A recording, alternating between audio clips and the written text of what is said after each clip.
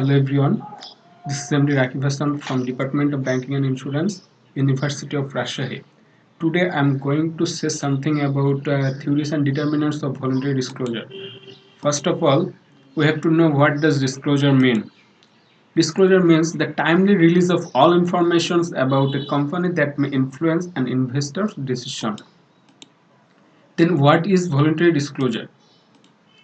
Voluntary disclosure is the provision of information by a company's management beyond requirements where the information is believed to be relevant to the decision making. Then, why should we disclose information voluntarily?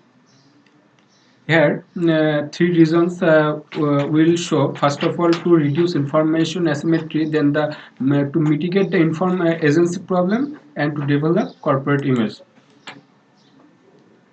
Theories explaining voluntary disclosure practices. Here are some theories like agency theory, signaling theory, capital need theory, and the legitimacy theory. First of all, the agency theory. Uh, Agency theory is a contract under which one or more person engage another person to perform some services on their behalf, which involves delegating some decision-making authority to the agent. Then signaling theory.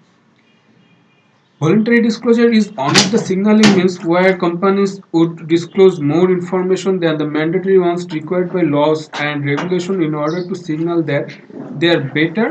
They are better. Then capital need theory. The capital need theory suggests that voluntary disclosure helps in achieving a company's need to raise capital at a low cost. Then the legitimacy theory. The legitimacy theory assumes that a company has no right to exist unless its value are being perceived as matching with that of the society at large where it operates. Then the motivation to voluntary disclosure. Here are some motivations like capital market transactions, corporate control contest, stock compensation, increased analyst coverage, management talent signaling, and the limitation of mandatory disclosure. First of all, uh, capital market transactions or information asymmetry. This is the possibility of when a company's managers want to issue new capital through equity or debt, the perception of investors toward information asymmetry between manager and those outside investors need to be reduced. Then corporate control contest. The possibility of a firm's undervaluation is another motive for managers to increase voluntary disclosure in order to reduce such a possibility, especially when poor earnings and stock performance might lead to the risk of job loss. Then stock compensation. Rewarding managers with stock-based compensation plans such as stock appreciation rights and stock option grants is another motive for increased voluntary information disclosure. Then increased analyst coverage.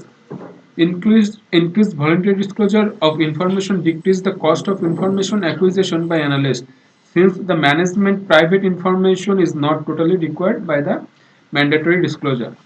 Then management talent signaling. Investors' perception of managers' ability to predict future changes in the company's economic environment and respond to them is one of the determinants of company's market value. And the last of all is limitation of mandatory disclosure. Since regulation and laws do not usually meet the need of information by investors through mandatory disclosure, because in most cases laws and regulation provide investors with the minimum quantity of information that helps in the decision making process. Here are some constraints like disclosure precedent, proprietary cost, agency cost, political cost, and litigation cost. That's all about my presentation. Last of all, I would like to thanks to our honorable course teacher, MD Shahadat Hossain. Thank you all.